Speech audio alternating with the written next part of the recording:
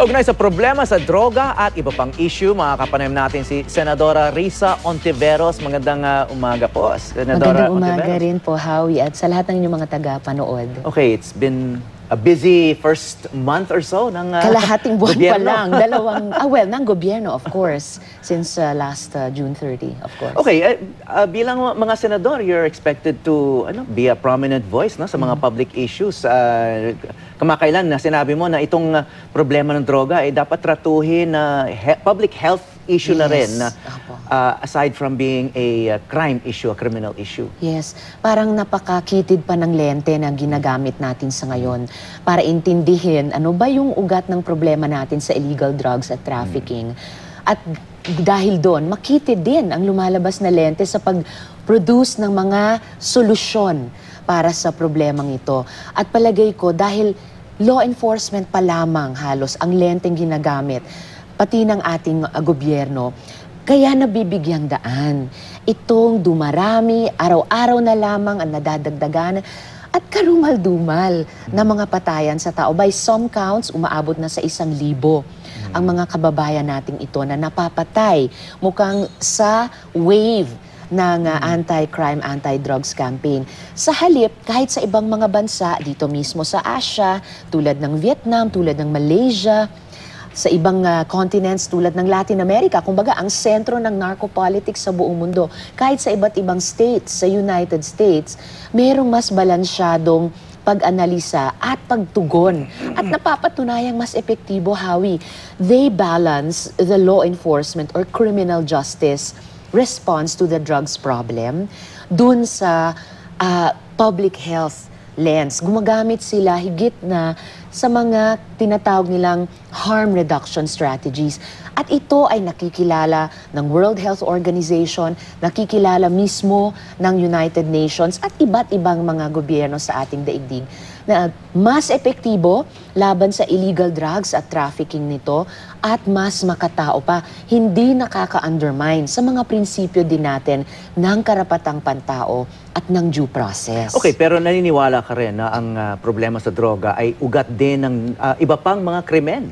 Nakikiisa ako sa concern ni Presidente na yung papel na ginagampanan ng illegal na droga sa ating lipunan ay nakakabit sa iba't ibang mga krimen. At yung kahirapan ng ating mga law enforcement officials at yung iba't ibang pillars ng criminal justice system na epektibong tugunan ang krimen.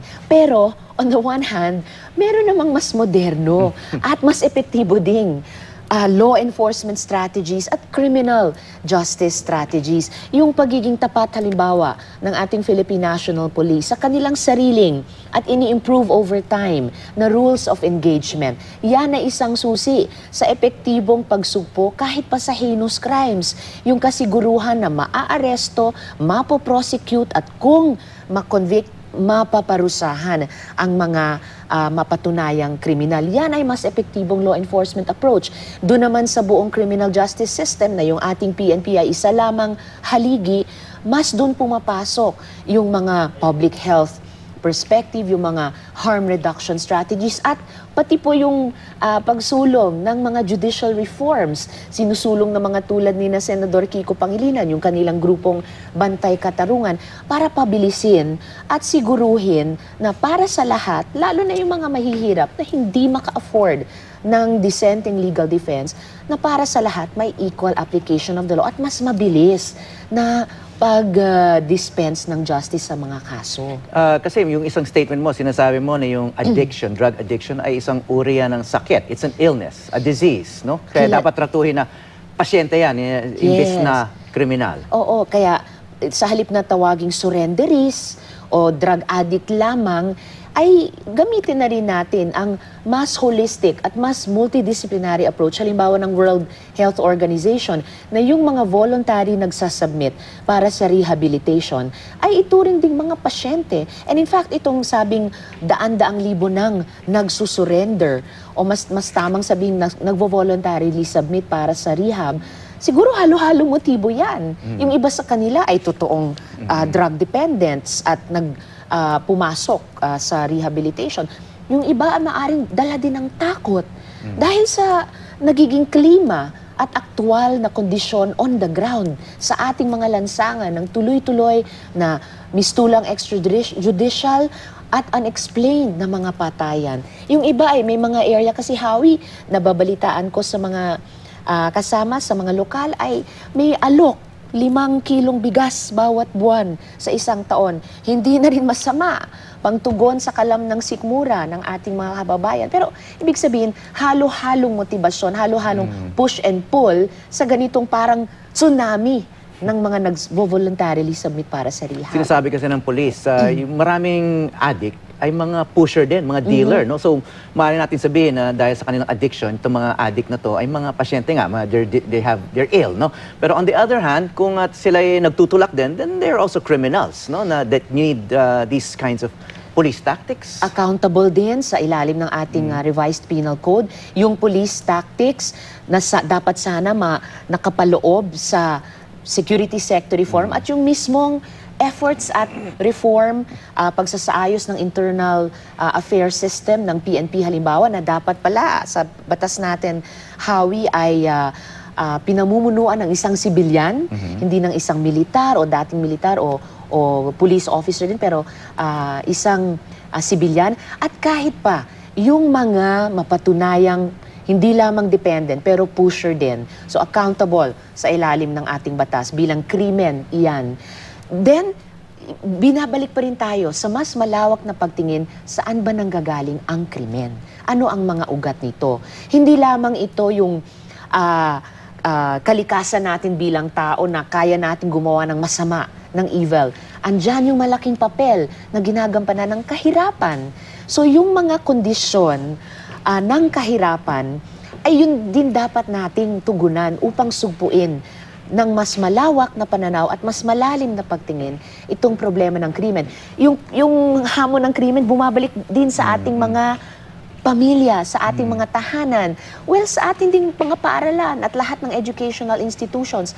Paano ba nating huhubugin ang ating mga mamamayan, ang ating mga kabataan na malayo sa ganyang buhay ng krimen at kahit sa substance dependence at pumasok sa isang mas health-seeking na lifestyle. And speaking of yung ating mga pamilya, believe it or not, and we have to believe it, sinasabi po ng WHO at ng ating mga health advocates dito, mismo ang nutrisyon ng buntis na babae at ng bata habang sa unang mga taon ng kanyang buhay ay may epekto pa sa social or antisocial pati criminal behavior na maaring humilig tayo sa ating paglaki.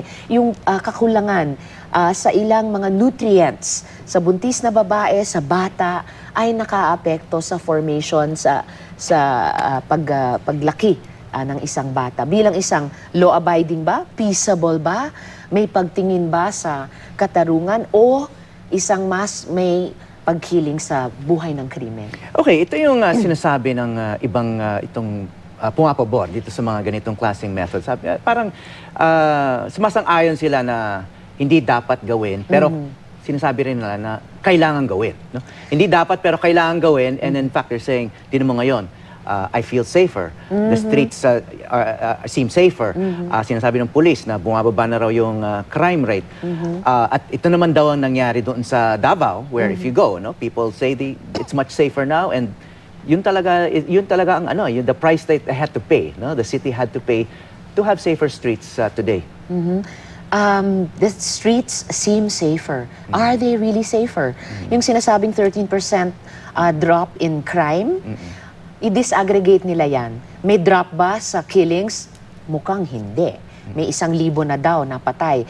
Meron bang drop in index crimes, in heinous crimes? I would venture to say, sa pag-apply ng ganitong mga harsh approaches or sa pagsamantala ng iba na may political vendetta, may personal vendetta, sumasakay, umaabuso sa ganitong malakas na anti-crime, anti-drugs campaign, ay nakasisira sa sinasabi ng pamahalaan na layunin nila sa ganitong mga approach na talagang puspusang law enforcement pa lamang at walang masyadong pagtingin pa sa ibang perspektiba tulad ng public health. Are they really making people safer? So yun ang irony siguro, no? Sinasabing we're willing to pay the price tayo yun na hindi pa naaabot ng ganitong klaseng karahasan. And is it worth it in the long term? Tsaka may mga inosenteng biktima na yata. May mga inosente sinasabi ng kanilang mga pamilya na crossfire lamang or nadamay lamang sa drug dependence ng kanilang kapatid o kaibigan, o kung sila man ay aminadong dependent pero inaaresto at sinasabing nanlaban, pero dinadakip naman ng mas marami na armadong officials natin, sila naman ay di armado o kung armado man, pero by superior force. Kailangan mo talagang tignan sa investigation report ng ating PNP, talaga bang namatay in the act of resisting? At bakit nagre-resist? Talaga bang gustong dahasin din ng ating PNP officers or dahil sa takot? So, we have to weigh ano ang kailangan, ano ang dapat, and even in the worst of circumstances, kahit maging napaka-pragmatiko natin dito sa pagsugpo ng droga, pagsugpo ng krimen, when do we say enough is enough? Kailan ba na nagiging masyadong matindi na o mabigat ang the price that we say we are willing to pay at this point in time? Hindi ba baka nabubulag na tayo na mismong yung ating law enforcement institutions tulad ng PNP ay na-undermine na sa kanilang pagiging moderno, sibilyan, profesional, at makatao pa rin, maka-due process pa rin na institusyon. Kailan natin sasabihin, ops, nasasakripisyo na yung ating mga health concerns?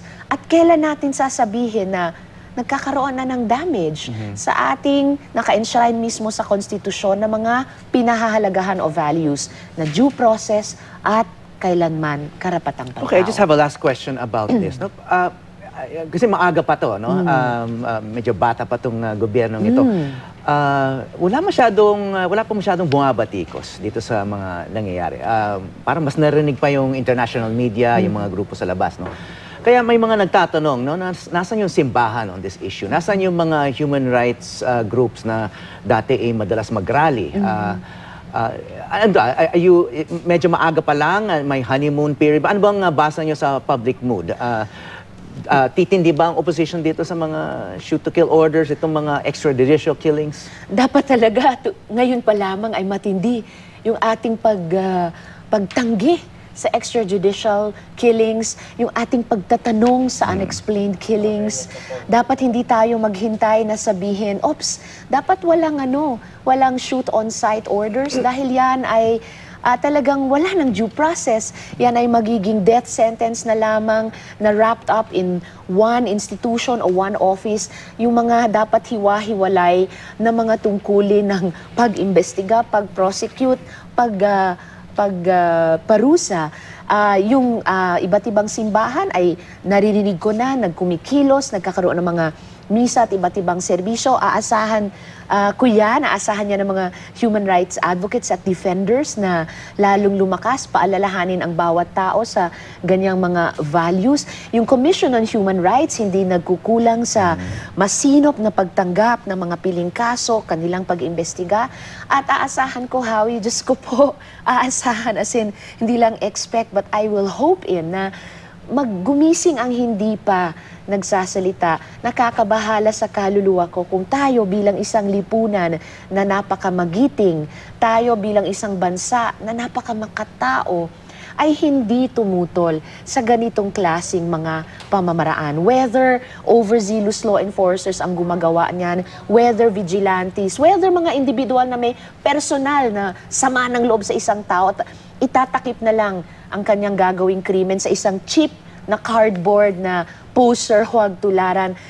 Para po sa akin, Howie, para sa ating mga Pilipino, napakahalaga ang buhay ng bawat tao. Sa ganitong mga mapanghamong sitwasyon, ipakita po natin bago pa maging too late. Okay, peace talks, no? Naging bahagi kayo ng peace panel, government peace panel noon. Anong tingin nyo, anong reaction nyo dito sa approach ng Administrasyong Duterte?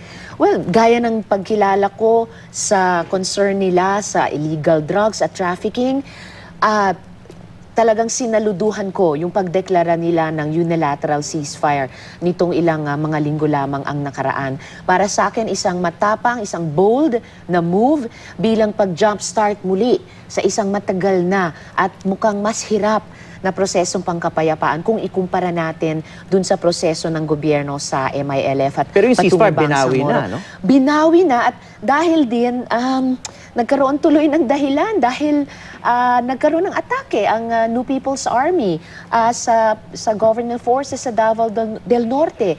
Kinondena ko yan. Meron na nga pong isang confidence building measure mula sa pamahalaan. Dapat sinuklian din ng confidence building measure. Sana naging tigil putukan din mula sa New People's Army sa halip isang atake. So, dapat investigahan yan at singilin ng accountability. Nino man sa dalawang panig o kung sila na may kasalanan dyan. At sa ating gobyerno naman sa ngayon, sana kahit nagkaroon ng ganyang maling pagtugon sa kanilang magandang unilateral ceasefire noon, sana manatiling bukas sila sa prosesong pangkapayapaan. Tignan pa rin anong peace agenda ang kanilang mapagkasunduan na mapag-usapan ng maayos, makaabot sana sila sa isang kasunduan na eventually o during the peace talks, mas maigi magkaroon ng tigil putukan.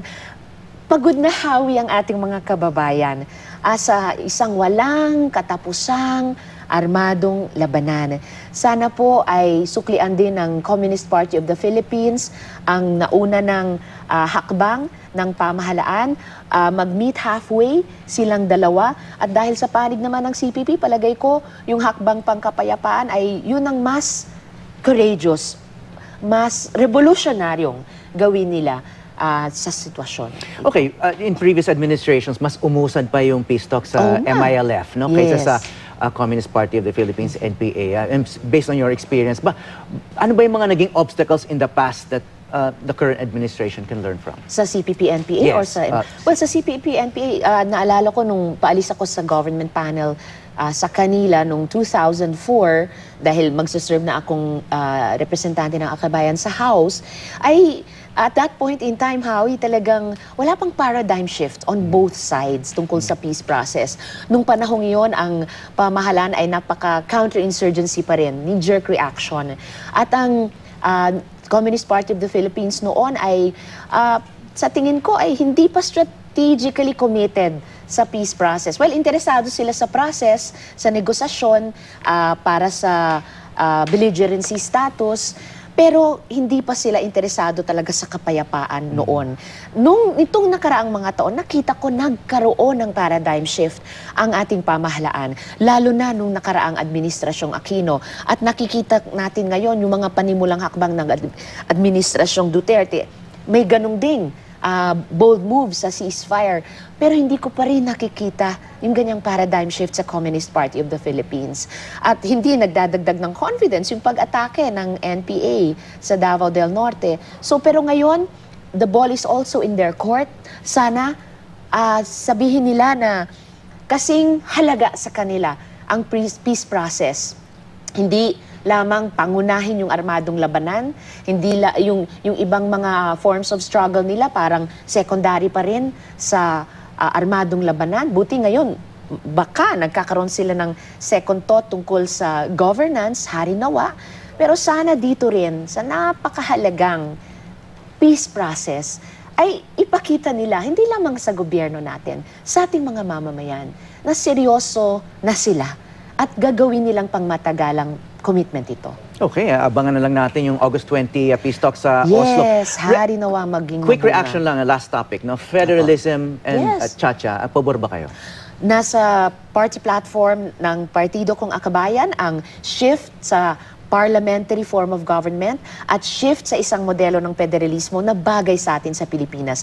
Kaya't wini-welcome ko yung pagpapahalaga ni Presidente sa federalismo. But definitely, sa constitutional reform, kon-kon ang dihamak na mas maayos, mas deliberative, mas participatory para sa ating mga mamamayan at para sa mga delegadong ating ihahalal sa mga distrito. So, Please, hindi con-as. Con-con, not con-as. Con-con, Okay. not con-as. Ni hindi con-com sa panahong ito. Okay. Maraming salamat, Senadora Salamat din Risa po. Ontiveros. Buhay kayo.